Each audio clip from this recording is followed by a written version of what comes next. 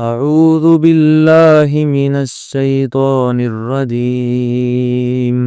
بسم الله الرحمن الرحيم.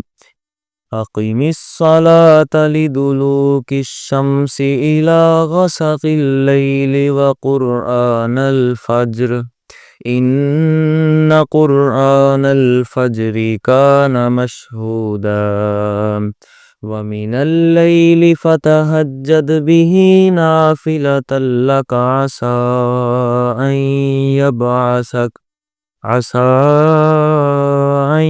يبعثك ربك مقاما محمودا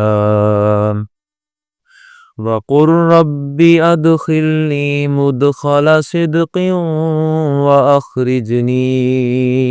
وأخرجني مخرج صدق واجعل لي من لدنك سلطانا نصيرا وقل جاء الحق وزهق الباطل إن الباطل كان زهوقا وننزل من القرآن ما هو شفاء ورحمة للمؤمنين ولا يزيد الظالمين إلا خسارا وإذا أنعمنا على الإنسان أعرض ونأى بجانبه وإذا مسه الشر كان يئوسا قل كل يعمل على شاكلته